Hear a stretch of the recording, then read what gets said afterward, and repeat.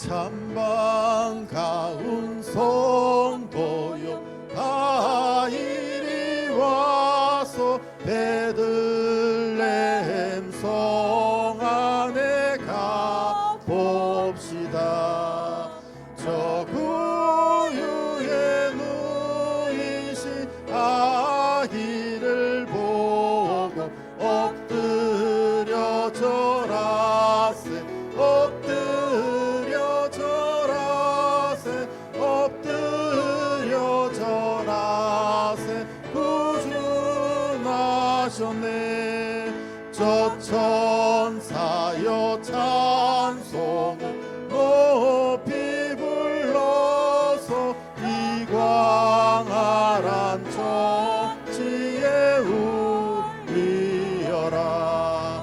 주 하나님 앞에는 영광을 돌려 엎드려 절하세 엎드려 절하세 엎드려 절하세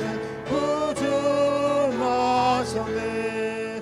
이 세상에 주께서 탄생할 때에 참성과 참사랑이 되시려고 저 동정 영혼에서 나시었으니 엎드려 절하세 엎드려 절하세 엎드려 절하세 구주나셨네. 여호와의 말씀 육신을 입어 날 구원할 구주가 되셨도다. 늘 감사한 찬송 주 앞에 드려 엎드려 절하세 엎드려 절하세 엎드려 절하세 구주나. 4절 다시 할게요. 여호와의 말씀 육신을 입어 늘 구원할 구주가 되셨도다.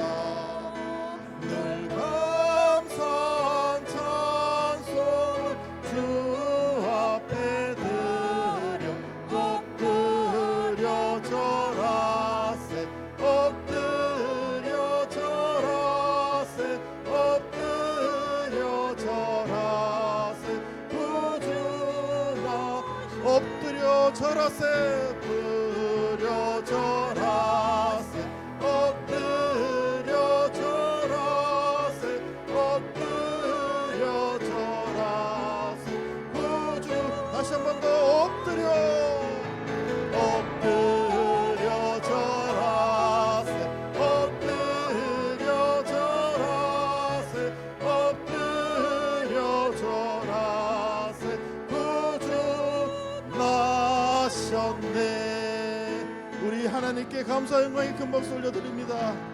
할렐루야. 아멘 아멘.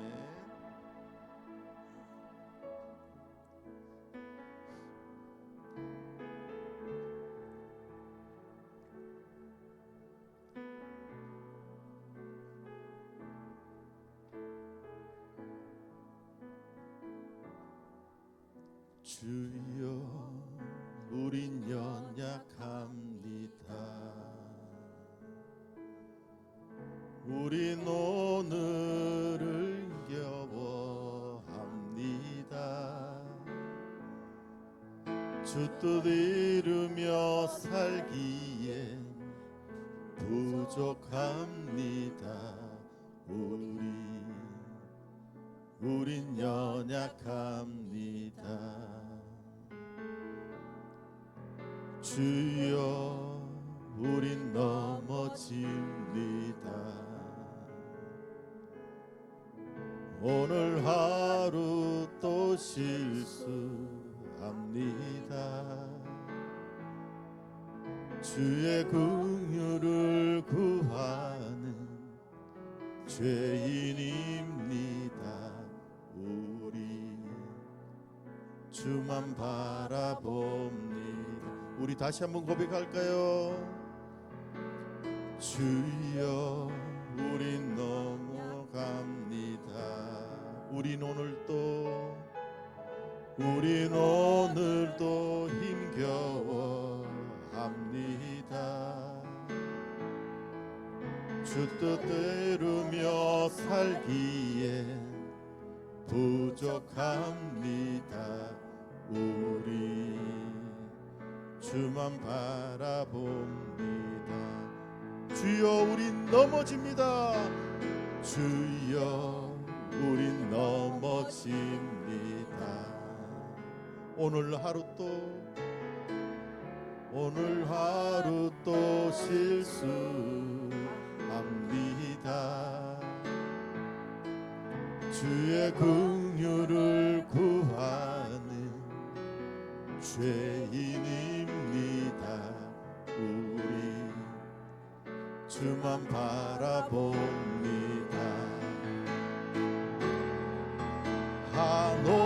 한없는 주님의 은혜 온 세상 위에 넘칩니다.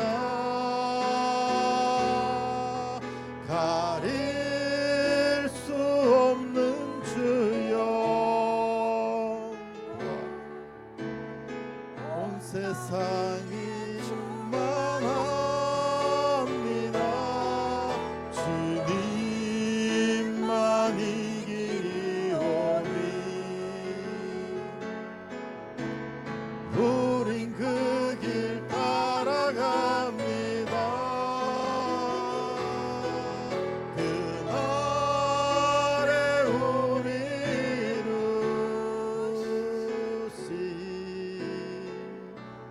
주는 완전합니다. 한없는 주님의 은혜, 한없는 주님의 은혜 온 세상 위에 넘칩니다. 가릴 수 없는 주여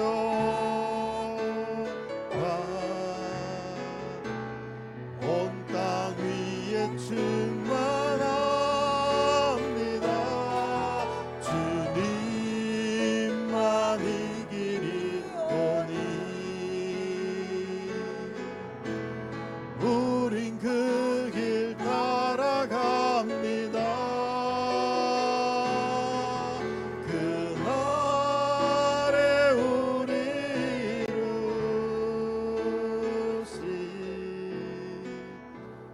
주는 완전합니다. 다시 한 번 더 한없는 주님의 은혜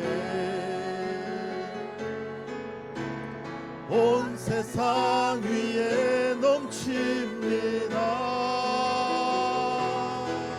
가릴 수 없는 주 영광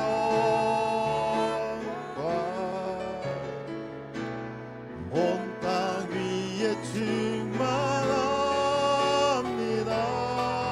주님만 이기리오니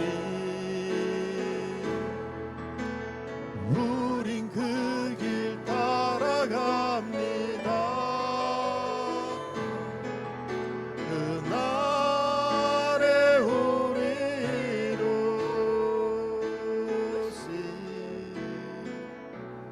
주는 완전합니다. 주는 완전합니다. 주는 완전합니다. 우리 보좌 앞에 모였네. 함께 주를 찬양하며 하나님의 사랑 그 아들 주셨네. 그의 피로 우린 구원받았네. 십자가에서 쏟으신 그 사랑 강같이 온 땅에 흘러 각 나라와 족속 백성 방언에서 구원받고 주 경배 드리네.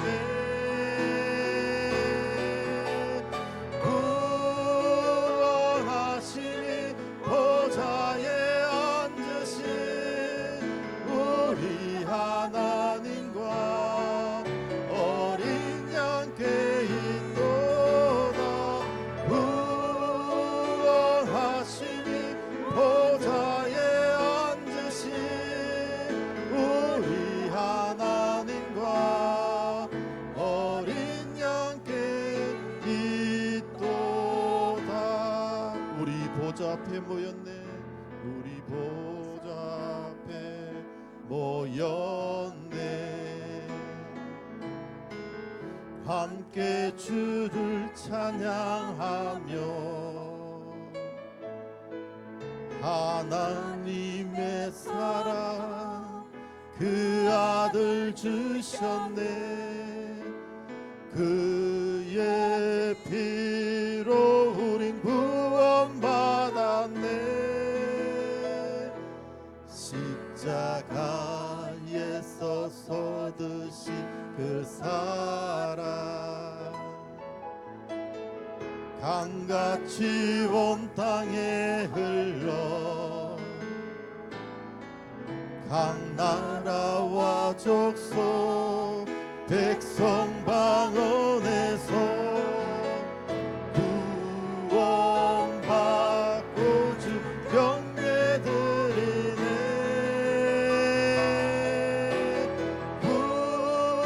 구원하시니 보좌에 앉으신 우리 하나님과 어린 양께 있도다.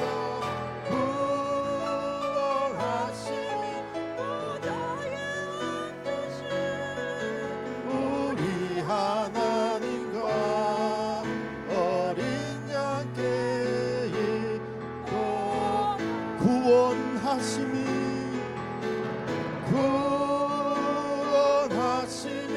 보좌에 앉으신 우리 하나님과 어린 양께 있도다.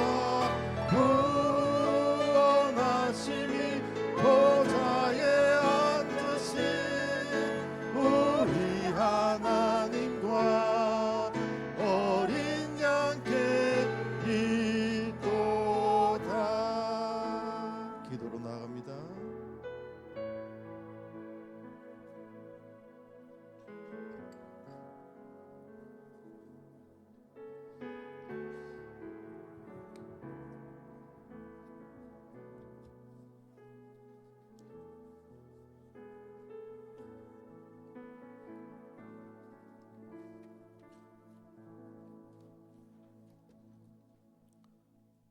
(12월) 둘째 주일 주일 오전 예배에 오신 모든 분들을 주님의 이름으로 환영합니다.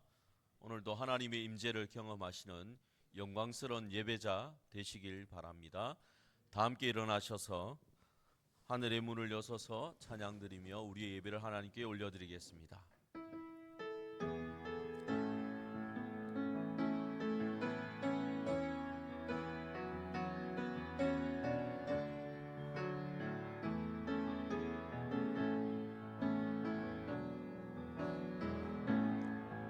하늘의 문을 여소서 이곳을 주목하소서. 주를 향한 노래가 꺼지지 않으니 하늘을 열고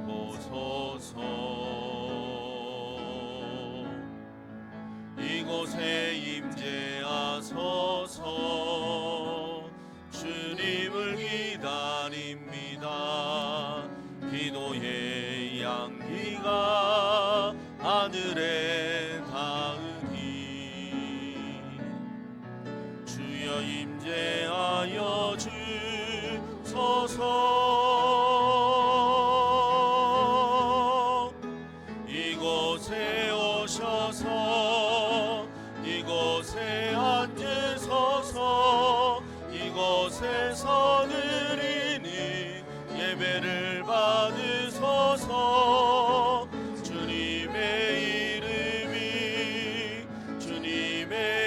이름만이 오직 주의 이름만 이곳에 있습니다. 이곳에 오셔서 이곳에 앉으소서. 이곳에서 드리는 예배를 받으소서. 주님의 이름만이 오직 주의 이름만 이곳에 있습니다.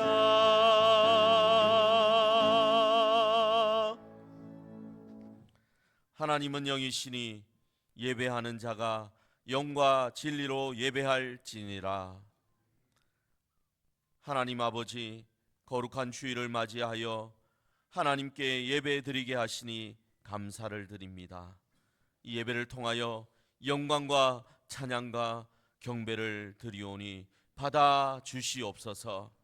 이 시간 우리의 눈을 들어 오직 하나님만 바라봅니다.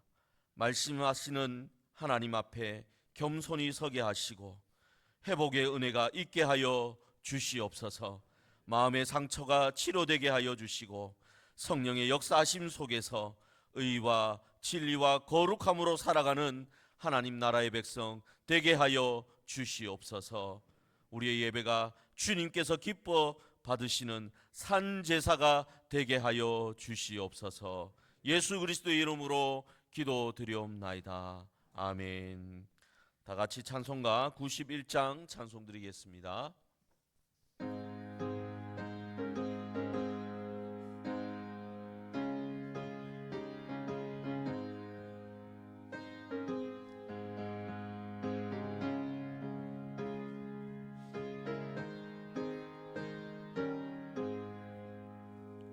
슬픈 마음 있는 사람 예수 이름 믿으면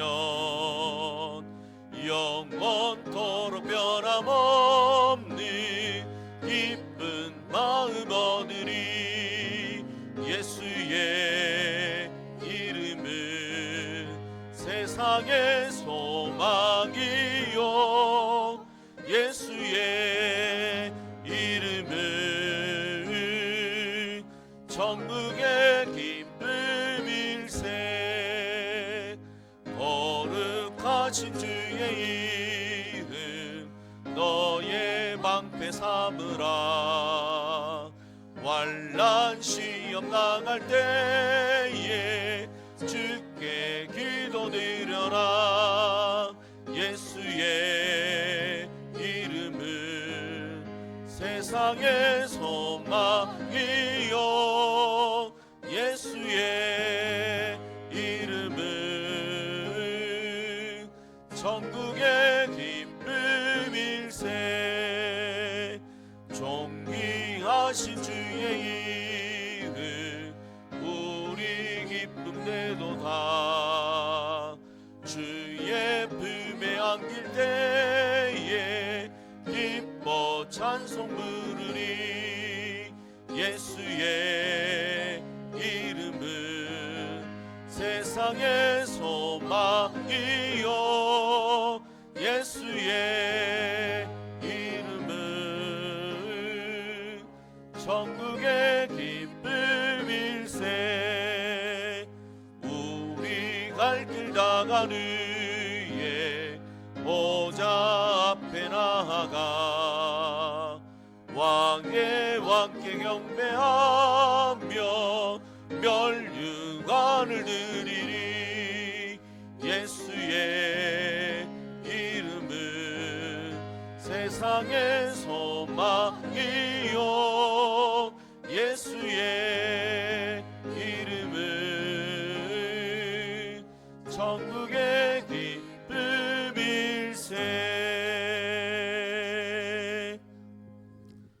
함께 사도신경으로 신앙 고백 드리겠습니다.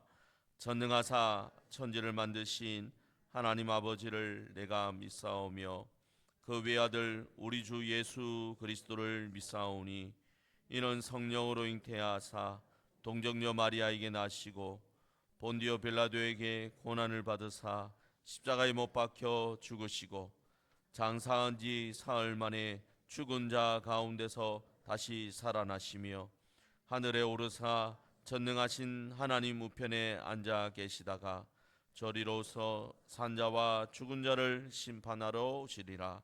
성령을 믿사오며 거룩한 공예와 성도가 서로 교통하는 것과 죄를 사하여 주시는 것과 몸이 다시 사는 것과 영원히 사는 것을 믿사옵나이다. 아멘. 성경 말씀을 교독합니다. 구약 성경 시편 1편 1절에서 6절까지입니다. 주보를 참고하시어 함께 교독하겠습니다. 복 있는 사람은 악인들의 꾀를 따르지 아니하며 죄인들의 길에 서지 아니하며 오만한 자들의 자리에 앉지 아니하고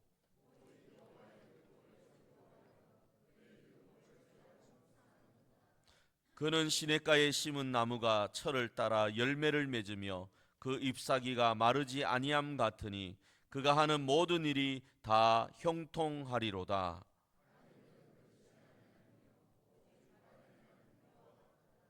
그러므로 악인들은 심판을 견디지 못하며 죄인들이 의인들의 모임에 들지 못하리로다.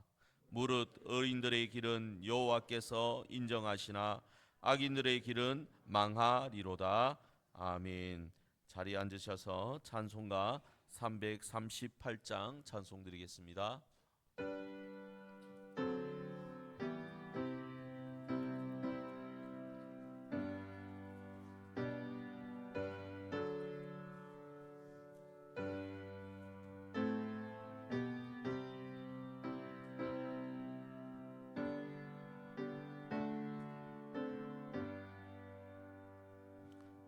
내 주를 가까이 하게 함을 십자가 진 같은 곳에 인함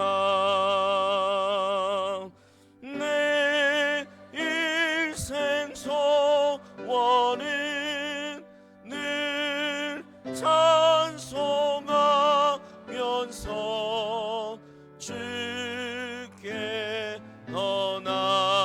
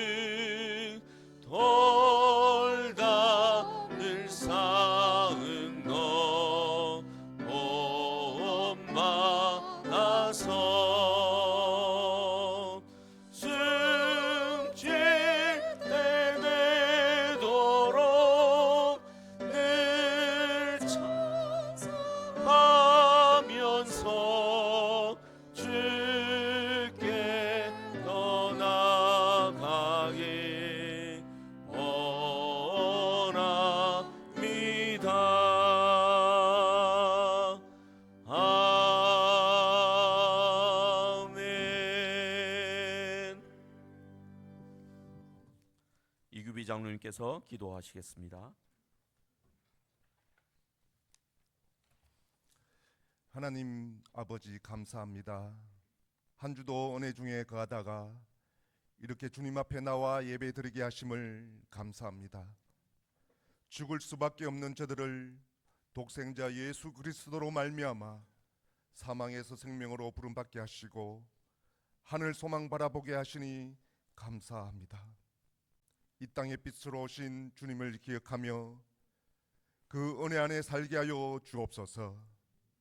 세상의 헛된 것을 바라보지 않게 하여 주시고 오직 주님의 말씀을 사모하며 주님께 영광 돌리는 삶을 살게 하여 주시옵소서. 하나님, 지난 한 주도 이 세상에 살면서 알고 모르고 지은 죄들이 너무나 많이 있습니다. 이 시간 회개로 나가오니 저들을 불쌍히 여겨 주시어 우리의 죄를 용서하여 주옵소서. 힘들고 어려울 때마다 또 지칠 때마다 주님을 바라보며 담대하게 나가는 우리 성도들 되게 하여 주옵소서. 주님, 이제 한 해가 얼마 남지 않았습니다. 언제나 시작은 장대했지만 마지막은 늘 주님 앞에 부끄러울 수밖에 없는 저들의 삶이었습니다. 더 헌신하고 더 기도하고 더 말씀대로 살기로 했지만 행함이 없는 다짐들이 많았습니다. 이제 한 해를 마무리하면서 우리의 옛 사람을 벗고 하나님의 선하신 뜻을 잘 분별하는 주님의 자녀로 살게 하여 주옵소서. 우리 성도들 근심 걱정 없게 하여 주시고 날마다 감사가 넘쳐나는 축복의 가정들 되게 하여 주옵소서. 육신의 건강함과 마음의 평안도 주시어서 믿음의 복된 자로서 신앙생활을 잘 하게 하여 주옵소서. 교회 조직과 각 부서에서 직분 맡은 우리 성도들 있습니다. 맡은 자의 구할 것은 오직 충성이라 하였사오니 온 힘을 다해 기쁨으로 주의 일을 하게 하여 주옵소서. 각 전도 기관에서도 새로운 임원들이 선출되었습니다. 주님 안에서 멋지게 내년도를 꾸려나갈 수 있도록 지혜를 다하여 주옵소서. 우리 교회가 이 지역의 구원의 방주가 되길 원합니다. 우리의 예배가 살아있고 찬양과 기도가 넘쳐나고 어린아이들이 마음껏 뛰어다니는 교회 되게 하여 주시오며 하나님의 사랑과 은총으로 주님 주신 사명을 잘 감당하는 우리 남창교회 되게 하여 주옵소서. 오늘 이 시간도 보이지 않는 곳에서 이름도 빛도 없이 수고하는 여러분들 있사오니 주님의 풍성한 은혜로 갚아 주시옵소서. 이제 주님의 음성을 듣기를 원합니다. 말씀 전하시는 목사님 영육간의 강건함을 더하여 주시고 성령의 능력을 더딥혀 주시어서 귀한 말씀 선포하게 하여 주시옵소서. 선포되는 말씀을 통해 우리의 삶 가운데 능력으로 나타나게 하여 주시오며 우리 양떼들을 푸른 초장으로 인도하는 데 부족함 없게 하여 주옵소서. 이 시간 하나님의 성호를 찬양합니다. 드리는 찬양이 하나님께만 영광 돌리게 하여 주시옵고 저들에게는 한없는 기쁨이 되게 하여 주시옵소서. 이 시간 하나님 함께하여 주실 줄 믿사오며 예수님의 이름으로 기도드리옵나이다. 아멘.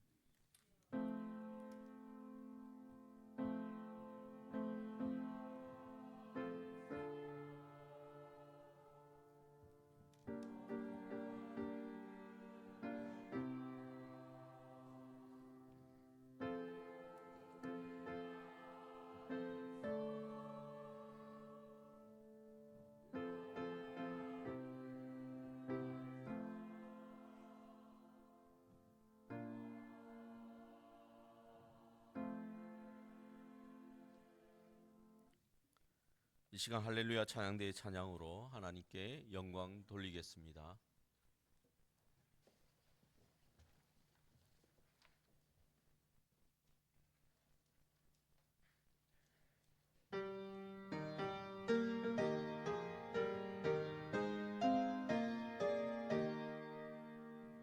영광의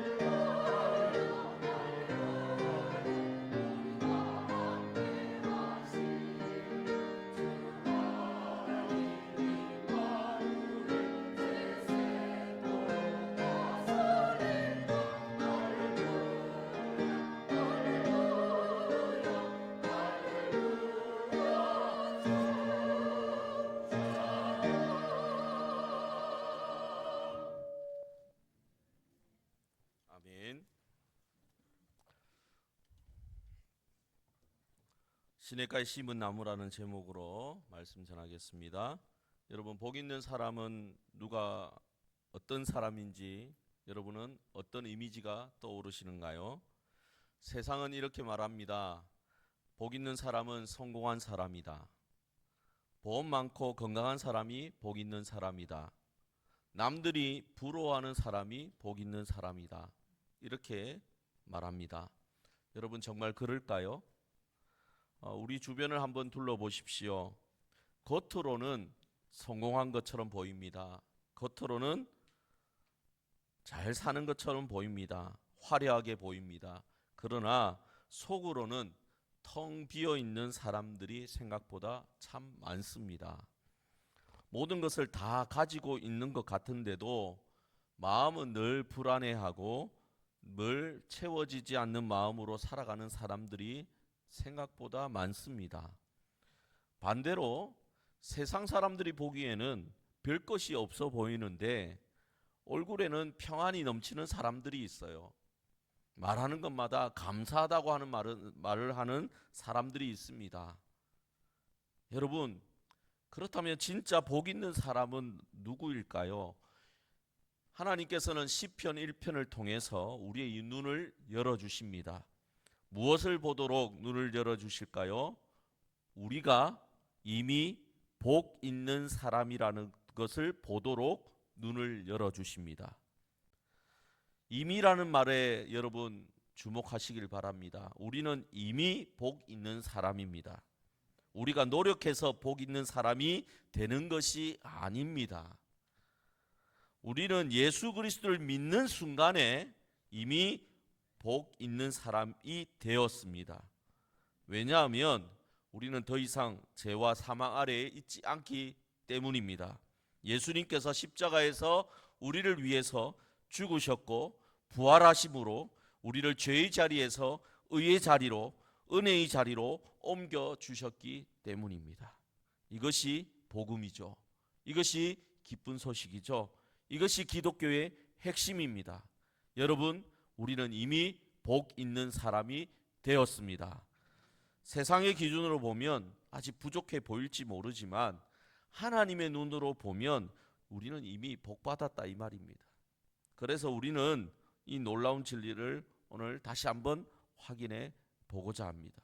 시편 기자가 시편 1편을 기록하면서 두 가지 강렬한 이미지를 우리에게 보여주었습니다.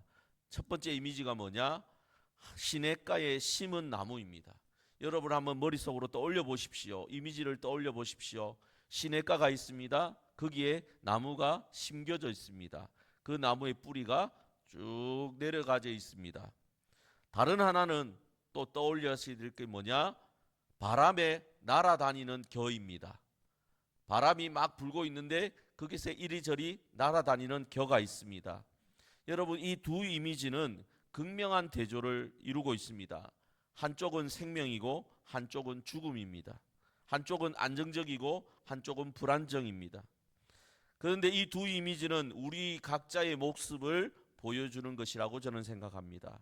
여러분, 시편 1편 3절을 함께 보겠습니까? 그는 시냇가에 심은 나무가 철을 따라 열매를 맺으며 그 잎사귀가 마르지 아니한 같으니 그가 하는 모든 일이 다 형통하리로다. 여기서 한 단어를 주목해야 합니다. 심은 나무를 주목해야 됩니다. 여러분, 심겨진 나무라는 뜻입니다. 자라난 나무가 아닙니다. 무슨 뜻이냐? 나무가 스스로 시냇가로 가지 않았다라는 것입니다. 누군가가 나무를 들어다가 심어 놓았다라는 뜻입니다. 왜 이게 중요하냐? 만약 자라난 나무라고 했다면 나무가 스스로 좋은 자리를 찾아간 것이 되는 겁니다. 나무의 능력이나 나무의 노력으로 좋은 곳에 뿌리 내렸다라는 뜻이 되는 겁니다. 하지만 심겨진 나무는 다릅니다. 나무는 아무것도 하지 않았습니다. 누군가가 나무를 그곳에 심어준 것입니다. 제가 예전에 길을 가다가 특이한 것을 봤습니다. 아주 좁은 보도블록 틈새로 가로수 한 그루가 간신히 서 있는 겁니다. 주변은 온통 아스팔트와 콘크리트였습니다. 그 나무를 보면서 제가 생각을 했습니다. 이 나무가 아무리 물을 찾으려고 발버둥을 쳐봐야 소용이 없겠구나. 뿌리를 뻗으려고 아무리 애써도 결국 차가운 시멘트만 만날 뿐이겠구나. 그 나무는 오래 가지 않아 죽을 것 같구나. 이렇게 생각을 했습니다. 나무잎은 누렇게 말라가고 있었고 가지는 힘없이 축 처져 있었습니다. 그 나무가 오랫동안 튼튼하게 서 있을 방법이 뭐가 있었을까요? 딱 하나뿐이었습니다. 뭡니까? 누군가가 그 나무를 들어다가 물된 동산에 시냇가에 옮겨 심어 주는 것입니다. 그러면 그 나무는 다시 살아나겠죠. 여러분, 바로 이 나무가 우리 모습입니다. 우리는 죄와 사망이라는 콘크리트 위에 심겨져 있었습니다. 아무리 발버둥 쳐봐야 생명수에 다다를 수가 없었습니다. 더 열심히 노력하면 노력할수록 좌절만 커졌습니다. 내가 더 착하게 살면 될까? 내가 더 많이 봉사하면 될까? 내가 더 열심히 기도하면 될까? 하지만 안 되었습니다. 왜 안 되었을까요? 우리가 서 있는 그 자리 자체가 문제였기 때문입니다. 죄의 자리에 서 있었기 때문이에요. 그러니 아무리 애써도 생명에 이를 수 없었던 겁니다. 그런데 바로 그때 하나님께서 직접 움직이신 거예요. 하나님께서 우리를 강권적으로 들어다가 생명수이신 예수 그리스도의 곁에 심어 주신 것입니다. 우리는 예수 그리스도 옆에 심겨진 거예요. 예수 그리스도의 십자가의 보혈로 우리의 모든 죄를 씻으시고 부활의 능력으로 우리에게 그래서 새 생명이 주어진 것입니다. 우리가 요청하기도 전에, 우리가 자격이 없는데도 불구하고 하나님께서 우리를 옮겨 심으신 것입니다. 이게 우리는 은혜라고 합니다. 하나님의 은혜에 감사하시길 바랍니다. 우리의 노력이 아니에요. 우리의 행위가 아닙니다. 우리의 조건이 아니에요. 전적으로 하나님의 일방적인 사랑입니다. 그래서 우리는 이미 복 있는 사람이 되었다라고 말씀드리는 겁니다. 이미 시냇가에 심겨진 나무가 된 것입니다. 그런데 여기서 더 놀라운 사실이 있습니다. 여러분, 나무가 열매를 맺기 위해서 밤낮으로 애쓰고 노력할까요? 아닙니다. 나무가 나 올해는 꼭 열매를 많이 맺어야 해 이러면서 이를 악물고 애쓰고 있을까요? 나무는 그렇지 않습니다. 나무는 그냥 심겨진 곳에 서 있을 뿐입니다. 생각해 보십시오. 나무는 열매 맺기 위한 계획표를 짤까요? 짜지 않습니다. 1월엔 뿌리 30cm를 더 내리고 3월엔 가지 5개를 더 뻗고 6월엔 꽃을 피우고 이런 거 없습니다. 그러면 어떻게 열매를 맺는 겁니까? 그냥 심겨진 곳에 시냇가 옆에 가만히 서 있으면 되는 겁니다. 그러면 뿌리가 자연스럽게 내려갑니다. 뻗어갑니다. 그리고는 시냇물을 뿌리가 만나게 되지요. 그리고 물과 영양분을 흡수하게 되는 겁니다. 시간이 자라면 나무의 허리가 굵어지게 되고 가지가 뻗어나가게 되고 때가 되면 열매를 맺게 되는 겁니다. 자연스럽게 뿌리가 시냇물을 만나게 되는 거예요. 나무는 노력하지 않습니다. 나무는 그저 물가에 뿌리를 내리고 있을 뿐입니다. 복 있는 사람의 삶도 마찬가지입니다. 우리가 복 있는 사람이 이미 되었다면 우리는요, 우리의 뿌리를 깊숙이 물가로 생명수 있는 대로 내리면 되는 겁니다. 우리가 복을 얻기 위해서 노력하는 게 아니라는 거예요. 이미 우리가 받은 복을 누리기 위해서 그냥 뿌리를 내리는 것이에요. 이것을 2절에서 어떻게 표현했습니까? 오직 여호와의 율법을 즐거워하여 그의 율법을 주야로 뭐 하는도다? 묵상하는도다. 하나님의 말씀, 그 하나님의 생명의 말씀을 주야로 묵상하는 겁니다. 이것이 바로 뿌리를 내리는 거예요. 말씀을 묵상하는 것이 바로 이와 같습니다. 뿌리를 생명의 근원이신 하나님께 깊이 내리는 것입니다. 나무가 뿌리를 시냇물에 내리듯이 우리는 마음의 뿌리를 하나님의 말씀에 내리는 것이죠. 그래서 하나님 말씀 읽어야 합니다. 하나님 말씀 배워야 합니다. 하나님 말씀 묵상해야 됩니다. 라고 계속 얘기하는 겁니다. 하나님의 말씀에 뿌리를 내리게 되면 어떤 일이 일어나느냐? 생명의 능력이 우리 안에 흘러 들어옵니다. 그리고 나면 자라게 되는 거예요. 그리고 나면 자연스럽게 열매가 맺히는 겁니다. 내가 사랑의 열매를 맺어야지 이를 악물고 밤낮 수고해도요, 우리는 사랑의 열매 못 맺습니다. 우리가 본성이 그렇습니다. 이기적이기 때문입니다. 우리의 악한 본성이 아직도 남아있기 때문입니다. 그런데 그것을 이겨내고 사랑의 열매를 맺게 되는 것은 바로 하나님의 말씀의 생명의 능력이 역사하기 때문입니다.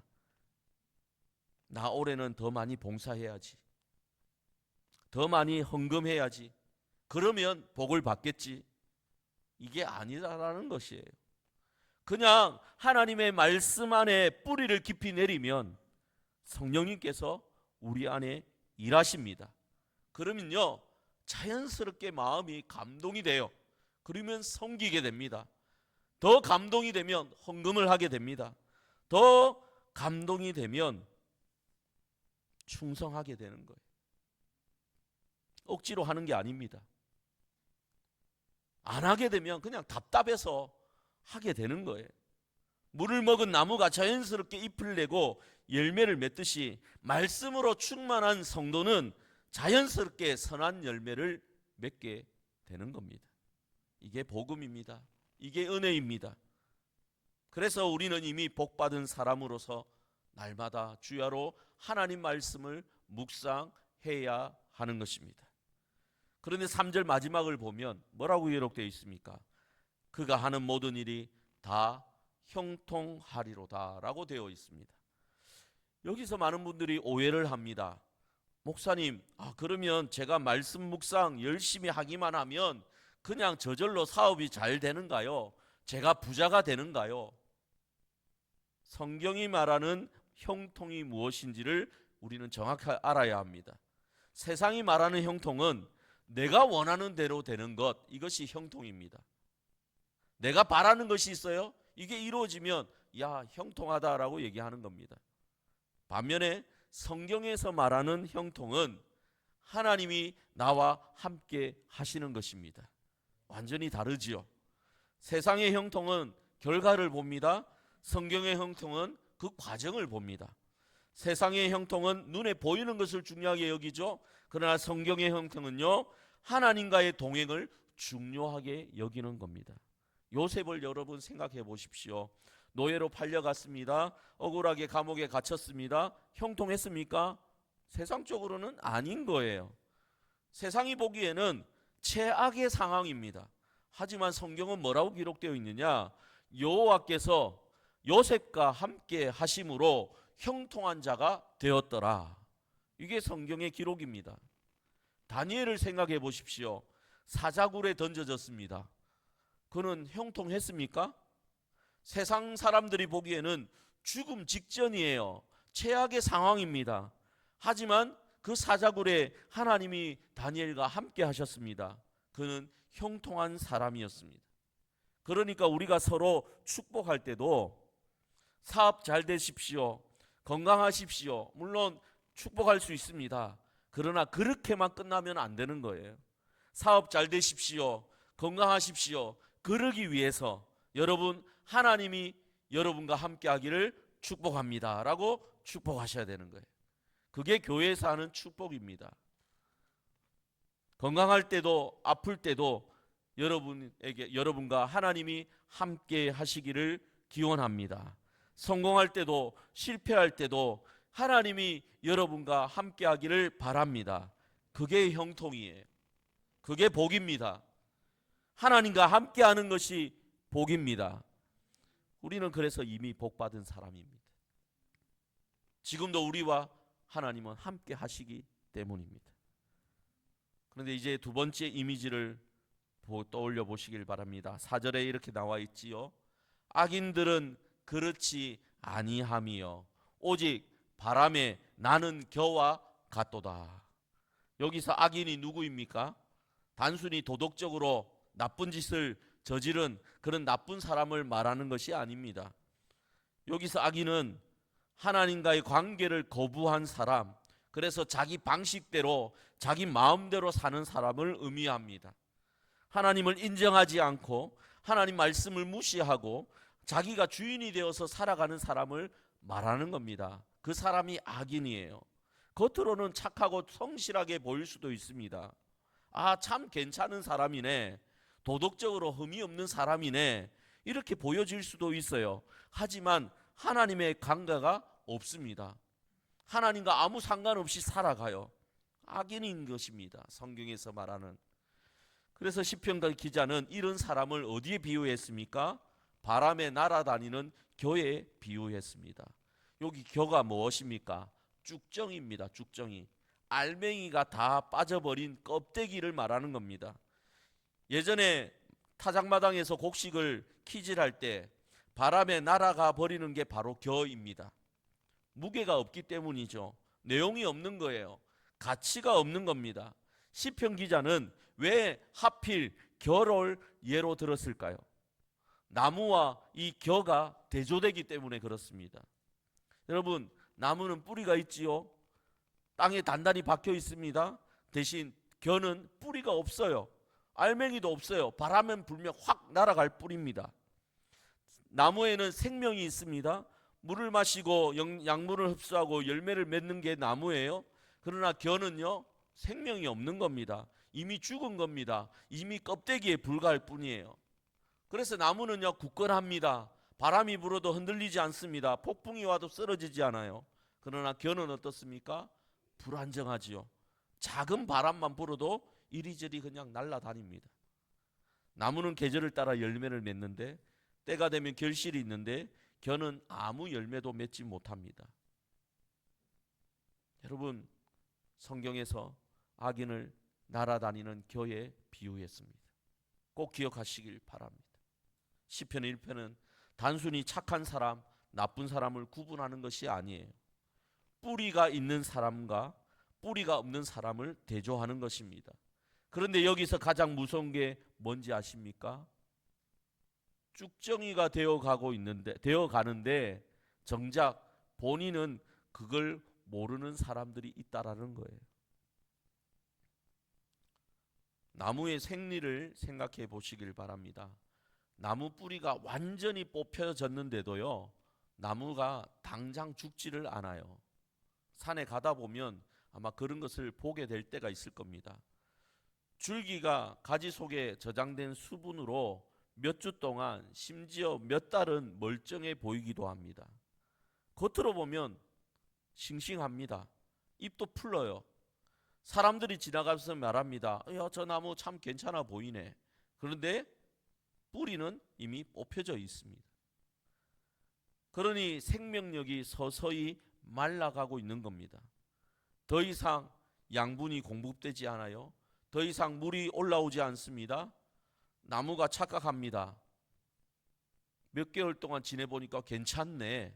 뿌리가 없어도 상관이 없네. 하지만 시간이 지나면 어떻게 될까요? 결국에는 말라 죽습니다. 그때가 떼어서 깨닫게 되는 건 늦지요. 야, 뿌리가 중요하구나. 하지만 이미 늦었습니다. 그런데요, 우리도 이와 같을 수 있다라는 겁니다. 영적인 뿌리를 내리지 않아도 당장은 교회 생활하는데 문제가 보이지 않습니다. 예배도 드리고요, 봉사도 하고요, 헌금도 합니다. 찬양팀에서 봉사도 하고 목장 모임에도 참석합니다. 겉으로는 신앙생활 잘하는 것처럼 보입니다. 사람들도 칭찬하지요. 야, 저 집사님 참 열심히시네, 참 잘하시네. 그런데 정작 하나님 말씀 묵상에는 뿌리가 없습니다. 하나님을 향해 깊이 뿌리를 내리지 못해요. 성경을 펴는 일이 거의 없습니다. 기도 시간도 점점 줄어듭니다. 하나님과의 깊은 교제가 없어요. 예배를 드려도 하나님의 임재를 경험하지 못합니다. 하나님의 영광스러움이 무엇인지도 느끼지를 못해요. 그냥 바쁘게 살아갈 뿐입니다. 이게 무엇이죠?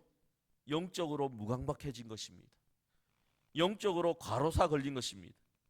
뿌리 없이 그냥 저장된 힘만으로 버티는 거예요.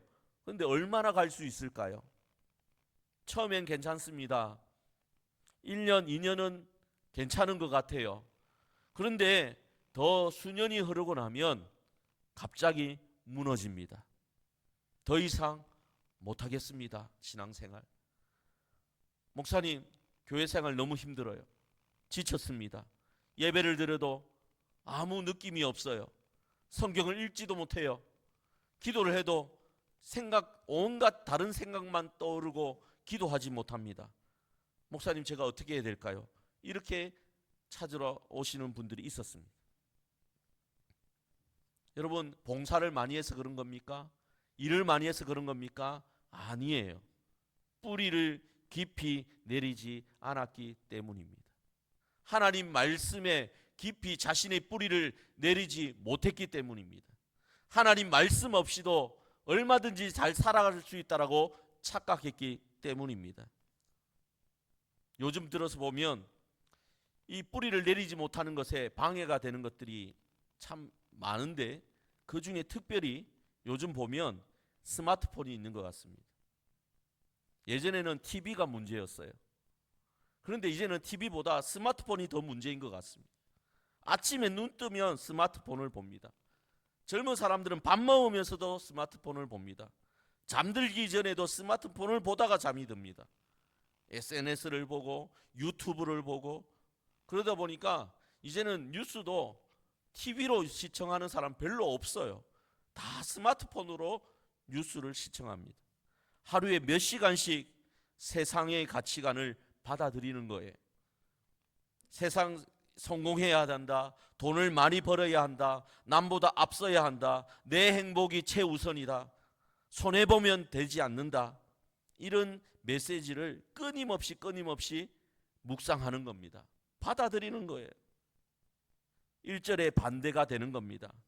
악인들의 꾀를 따르고 죄인들의 길에 서고 오만한 자들의 자리에 앉아 있는 것입니다. 2절과도 정반대입니다.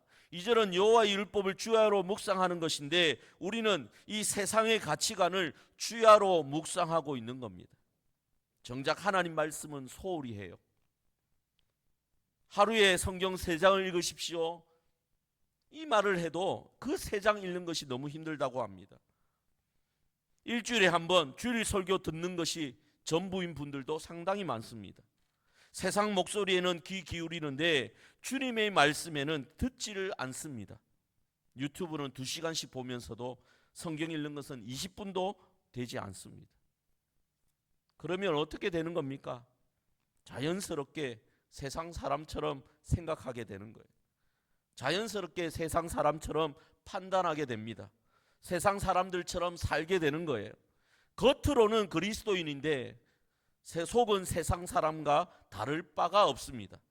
이것이 바로 알맹이 없는 바람에 날아다니는 겨와 같다, 이것입니다. 그러니 점점 생명력이 말라가는데 우리가 괜찮다라고 말할 수 있을까요? 예배 드리고 있잖아, 헌금도 하잖아, 나 봉사도 하는데 난 괜찮은 것 같은데. 근데 시간이 지나면 알게 됩니다. 속일 수가 없습니다. 어느 날 시련이 닥치지요. 위기가 찾아옵니다. 직장에서 해고 통보를 받거나 건강진단에서 이상이 발견됩니다. 자녀가 방황합니다. 배우자와 갈등이 생깁니다. 그때 우리는 마치 매우 당황스러워집니다. 그리고는 영적으로 무너집니다. 하나님, 제가 왜 이러지요? 저 열심히 신앙생활 했는데요. 근데 정직하게 돌아보면 알게 됩니다. 아, 내가 뿌리를 하나님 말씀에 깊게 내리지 않았구나. 나는 바람에 나는 겨와 같았구나. 바람이 잔잔할 때는 몰랐지요. 하지만 폭풍이 불어오니까 알게 되는 겁니다. 나무에 나에게 뿌리가 없었다라는 것을 알게 되는 것이죠. 여러분, 지금 당장 삶에 문제가 있느냐 없느냐, 이거 중요한 게 아닙니다. 나의 영적인 뿌리가 하나님께로 내려져 있느냐, 나의 영적인 감각이 살아있느냐, 내가 계속해서 하나님 말씀을 통해 양분을 공급받고 있느냐, 내가 하나님의 말씀의 능력으로 매일매일 살아가고 있느냐, 이것이 중요합니다. 특히 영적인 감각이 여러분 살아있어야 돼요. 영적인 감각이 살아있으면 우리 상태를 점검할 수가 있는 거잖아요. 아, 내가 요즘 하나님 말씀을 멀리했구나. 내가 드리는 이 기도가 너무 나의 중심적이었구나. 내 중심적이었구나. 내가 원하는 것만 하나님께 요구했구나. 내가 영적으로 이렇게 궁핍해져 가고 있구나. 내가 다시 하나님 말씀에 뿌리를 내려야 되겠다. 이렇게 생각하고 돌아올 수 있는 거예요. 하지만 영적인 감각이 무디어져 있으면 매우 위험하지요. 영적으로 말라가고 있는데도 그것을 느끼지 못한다면 너무 위험한 겁니다. 따라서 여러분 진지하게 여러분 자신에게 물어보셔야 됩니다. 여러분은 어디에 내가 뿌리를 내리고 있는가? 하나님의 말씀에 정말 날마다 뿌리를 내려서 거기로부터 생명력을 공급받고 있는가? 아니면 이 세상에 뿌리를 내리고 있는 것은 아닌가? 점검해 보셔야 됩니다. 이 영적인 감각을 가지고 여러분 자신을 돌아보시길 바랍니다. 여러분 말씀을 맺겠습니다. 우리가 복 있는 삶을 살기 위해서 할 일은 다른 게 없습니다. 우리의 뿌리를 오직 하나님 말씀에 깊이 내리는 것입니다. 그를 통해서 예수 그리스도와 함께 하는 것입니다. 하나님의 말씀은 반드시 예수 그리스도를 증거합니다. 하나님의 말씀은 우리를 예수 그리스도로 인도하십니다. 우리가 이미 복 있는 사람이 되었지요. 이제 그 복을 누리며 살아가는 사람이 되어야 하는 것입니다. 그 복을 누리기 위해서는 우리의 뿌리를 하나님 말씀 가까이에 깊이 내려야 하는 것입니다. 날마다 주야로 하나님 말씀을 묵상하시길 간절히 바랍니다. 복을 얻기 위해서가 아니에요. 이미 우리는 복을 받았습니다. 근데 그 복을 누리지 못하는 거예요. 생명력이 없는 거예요. 세상의 종교는 말하지요. 이렇게 하면 복을 받는다. 그러나 기독교는 말합니다. 이미 복을 받았다. 그런데 이제 그 복을 누려라. 근데 그 복을 누리기 위해서는 너의 영적인 뿌리를 하나님 말씀으로 깊이 내려야 한다. 우리는 이미 시냇가에 심겨진 나무입니다. 하나님께서 우리를 예수 그리스도 안에 심어주셨습니다. 이제 뿌리만 내리면 되는 거예요. 그러면 생명의 능력이 흘러 들어올 것입니다. 때가 되면 열매도 맺게 될 것입니다. 요한복음 7장 37절 38절에서 예수님께서 이렇게 말씀하셨습니다. 누구든지 목마르거든 내게로 와서 마시라. 나를 믿는 자는 성경의 이름과 같이 그 배에서 생수의 강이 흘러나오리라. 우리가 예수님께 나아가 하나님의 말씀을 마시기만 하면 우리 안에서 생수가 흘러 넘치게 되는 겁니다. 그 생수가 우리를 살리게 되고 우리를 통해서 다른 사람들에게도 생수가 흘러가게 되는 겁니다. 그래서 우리는 이미 복 있는 사람으로 그 복을 누리며 살아갈 수 있는 것입니다. 시냇가에 심은 나무처럼 철을 따라 열매를 맺으며 잎사귀가 마르지 않으면서 풍성한 삶을 살아가시는 그런 형통의 삶을 살아가시는 여러분 복된 사람들 되시길 간절히 바랍니다. 하나님 말씀을 가까이 하십시오. 주야로 묵상하시기를 주의 이름으로 축복합니다. 우리 함께 찬양 드리겠습니다. 찬송가 438장입니다.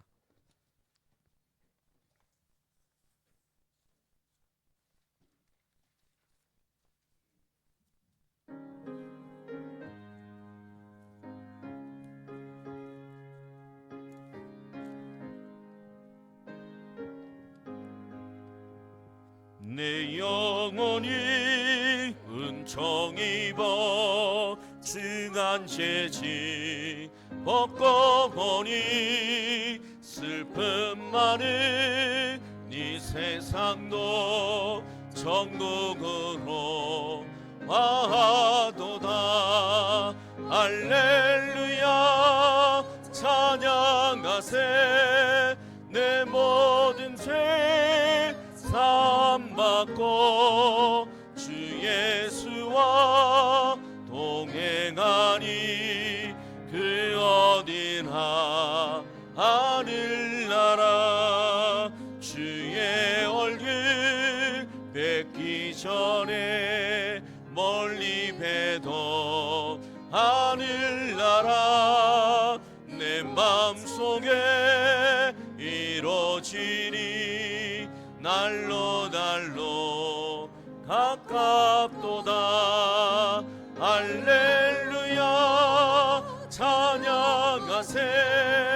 내 모든 죄 사함받고 주 예수와 동행하니 그 어디나 하늘나라 높은 산이 거친 들이 조막이나 금거리나 내 주 예수 모신 곳이 그 어디나 하늘나라. 할렐루야 찬양하세. 내 모든 죄 사함받고 주 예수와 동행하니 그 어디나 하늘. 할렐루야 찬양하세. 할렐루야 찬양하세.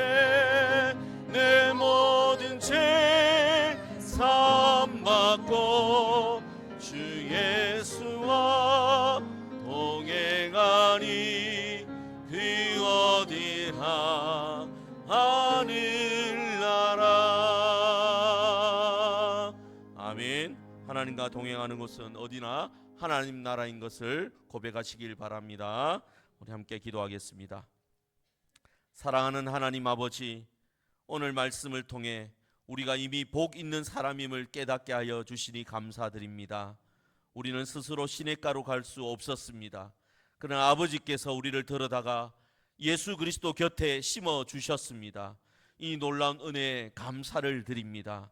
주님, 우리의 기도가 깊이 내려가기를 원합니다. 하나님 말씀 가까이 뿌리를 깊이 내려서 날마다 그 말씀을 묵상하며 생명수를 얻게 되기를 원합니다. 하나님이 주시는 생명의 능력을 누리며 참된 형통의 삶을 살아가게 하여 주시옵소서. 영적으로 무감각해지지 않게 하여 주시고, 영적으로 과로사에 걸리지 않게 하여 주시고, 디지털 중독에서 벗어나게 하여 주시고, 더욱 무엇보다도 하나님 말씀을 묵상하는 일에 더욱 최선을 다하는 저희들 되게 하여 주시옵소서. 2025년을 마무리하고 2026년 한 해를 내다봅니다. 하나님, 내년에는 우리 모두가 시냇가에 심은 나무처럼 열매를 풍성히 맺기를 원합니다. 풍성한 삶을 살아가기를 원합니다.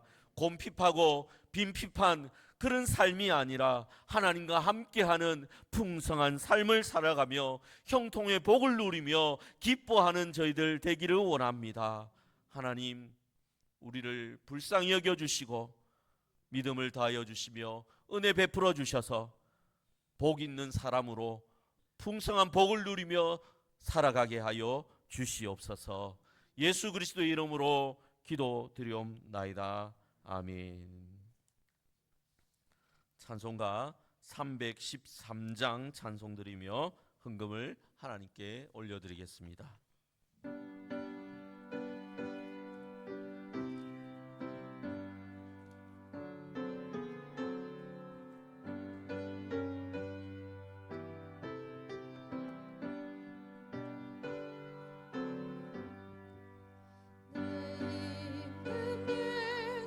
내 주여, 이 죄인이 주님 앞에 안 오늘은 내 받고서 생명 모두 드리오니 깊은 성하시는 정을 주 내게 내려주소서. 내 임금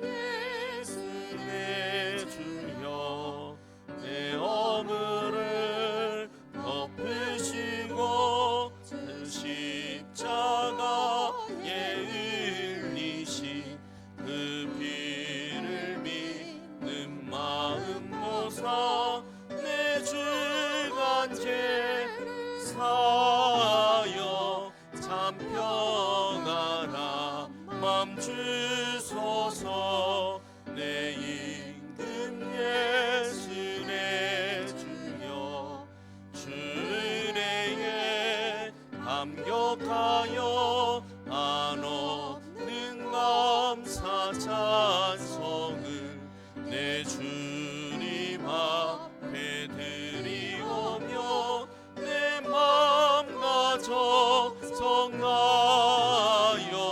늘 기뻐하며 살리라.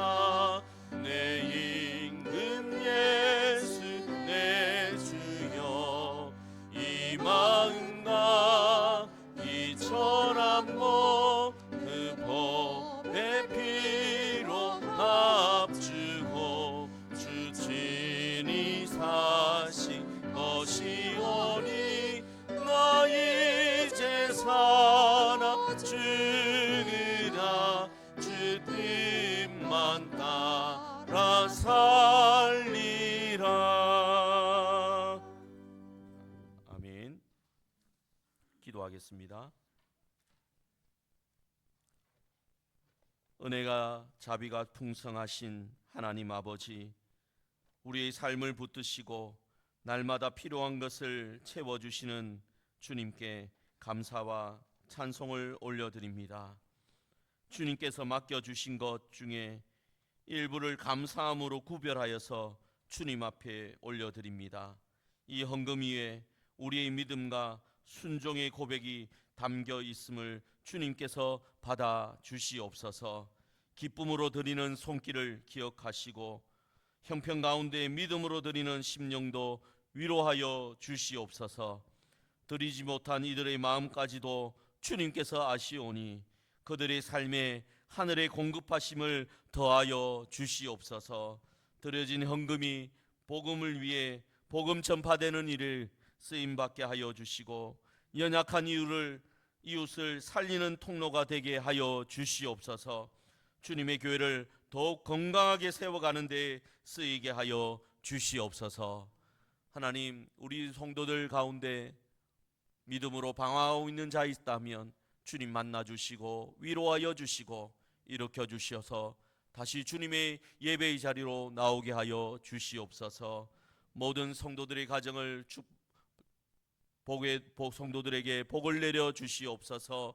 믿음의 복을, 물질의 복을, 건강의 복을 허락하여 주시옵소서. 기도하는 것마다 하나님 앞에 응답될 수 있도록 하나님 그 기도에 신실하게 응답하여 주시옵소서. 살아계신 예수님의 이름으로 기도드리옵나이다. 아멘.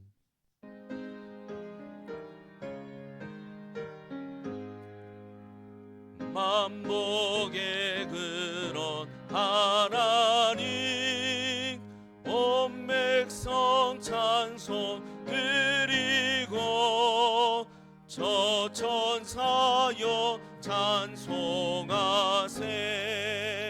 찬송 성부 성자 성령 아멘.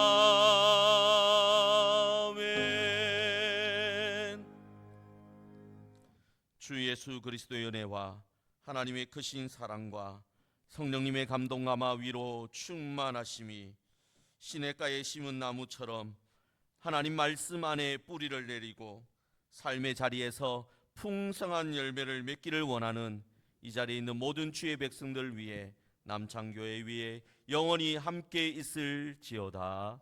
아멘.